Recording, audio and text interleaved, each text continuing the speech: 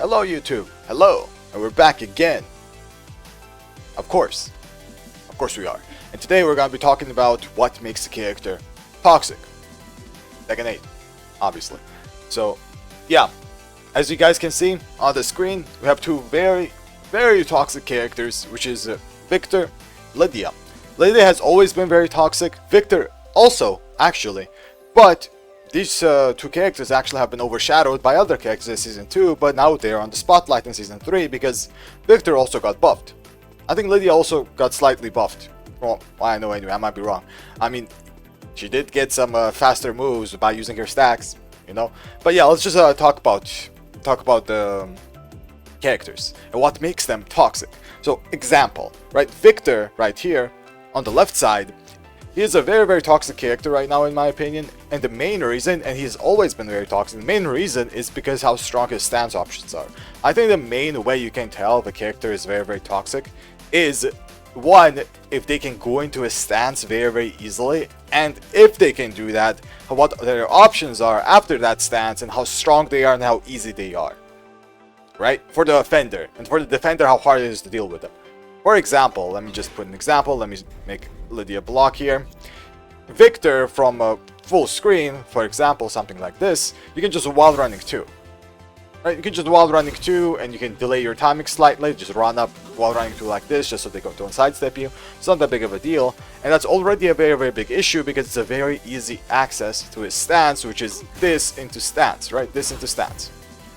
Very easy access to this, and the moment they do this, they get a very easy access to a super good mid check that you have to, you know, read, obviously. Super strong mid check, very good low, which is a mini mix up, which is also a mix up on block because of this high, right?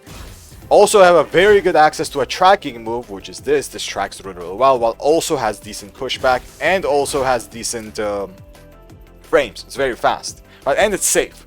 So tracking move is basically already done, but you already have another tracking move if you want to, you know, remain plus, which is a high, which you don't really want to duck anyway, but you have that. So the stance options, all of them are super strong and super easy to do, and it's very hard to deal with as a defender. You have options, obviously. You do. But that doesn't mean that makes the situation less toxic. No, this is a very toxic situation after you block this, because not only is this a very good situation, but there's another situation that's very similar with a low. And that's those two are mix-ups, wall running 2 and wall running 1+2 for Victor. They are kind of mix-ups, and the Victor player, the way they will do it, they can make it so it's less avoidable by sidesteps. So the situation is very similar. You have a perfect mid check, you have a good low, you have a good mid that also tracks, you have a good high that also keeps your frames. You can just keep pressure going and going. You can also keep your pressure going very easily via other stances as well. For example, the moment you do this full crouch low, this one, let's say, you will go into a stance. Right? You will instantly go into a stance and then 2-2, and this is also a very easy access to this stance. So this stance right here, and the other one also, to be fair, are very toxic and very big problems because how easy it is to access them and how little risk it is to access them and use the options in it. While the reward is very high and the defender is just, you know, guessing for their life most of the time. But yeah, the defender does have options, but the situation is very toxic. That's a example for Victor. Not to mention, I forgot to mention this, almost forgot, he has one of the most toxic and one of the best wall combos in the game, because the moment he, let's say, wall splats you with anything, he will spike you like this and then do a +8 low, ground hitting mid that does millions of damage with chip or normal hit, and mix it up with the hell sweep, right? And he can also just choose not to do the +8 ground hitting mid because it doesn't wall splat, and you can just do a 0 on block ground hitting flip over mid that all just wall splats, and it also does, basically it does everything, right?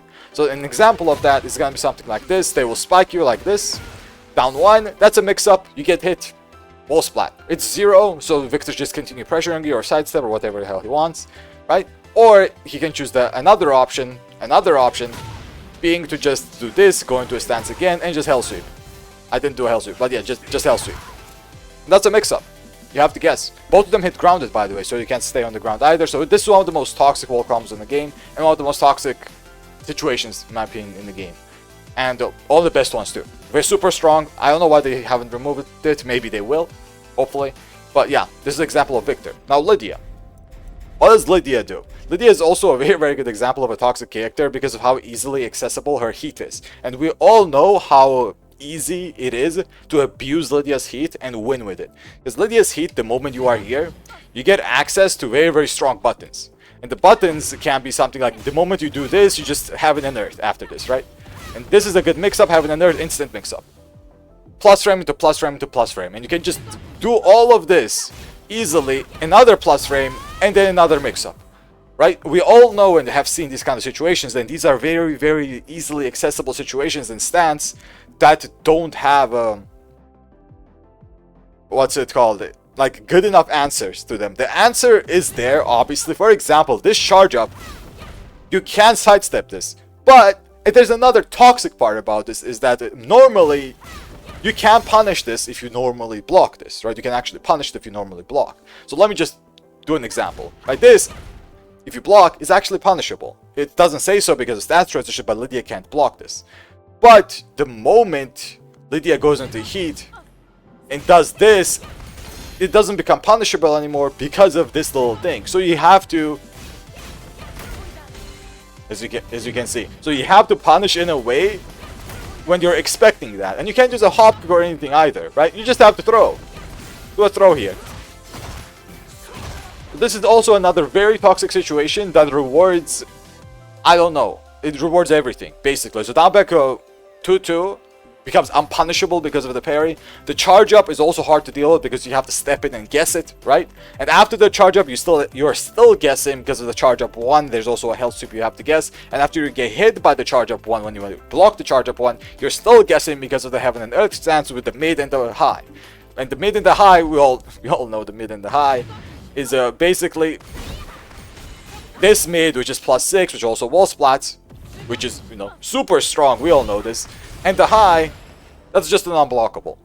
So you have to be very careful because this loop will happen a lot. Not to mention, Lidia got even more toxic in Season 3 because now, whenever she has 3 stacks, I'm pretty sure, she has an option to use it for like a faster hell sweep. Like that one, for example. This is basically gonna be a hell sweep into a guaranteed hit.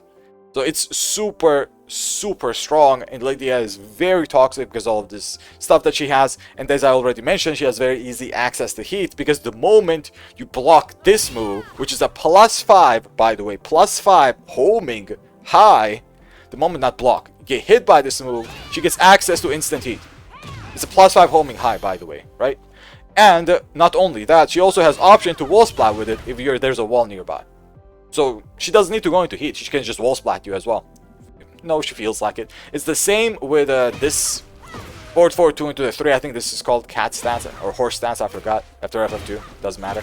But after you get hit by this mid homing move, right? And this mid homing move is -4 with a lot of pushback. You also will access heat as a Lidia player, and this is super easy to do, and the only weakness this has is if you get jabbed out of it. So you get floated out of it. That's the only weakness this has in this situation. You have to jab, and the Lidia player will have a very easy time predicting a jab because literally that's the only option that you have against this, right? You just have to jab it or heat burst it, let's say, or power crush it. You can also do that, but the reward is this button is so easy to do and covers so many options that you have to worry about it almost all the time, even though there's a low here, even though there's a high power crush here, and even though you can also transition into the second stance here and then just continue pressure, right? And then not only that, you can just charge this up and continue pressure again. Imagine this all happens in heat. You do this, more of this, and then now another mix-up, right? For example. So this is super toxic.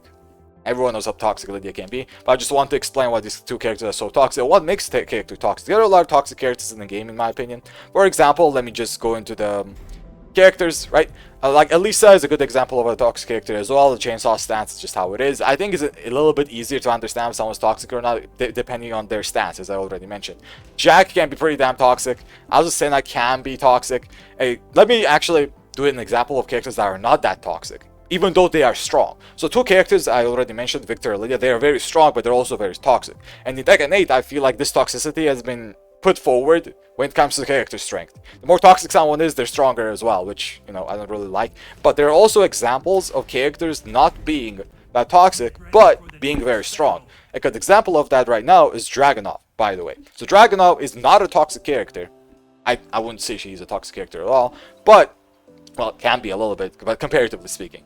But the character is very, very good. Like, down 2 is very, very good to have, tracking low, -13, 1 round 2 into pressure, back 2, down forward 1, jab checks, which is very good, amazing movement, one of the best movements in the game, best male movement in the game, if I remember correctly anyway, has very, very good buttons to punish, let's say, instant heat engager with wall standing shoulder, which is, you know, very, very strong. 1-2-1, I think, is one of the most toxic things he has, but comparatively speaking, this toxicity of 1-2-1 is nothing near what the Victor or Lidia has, in my opinion.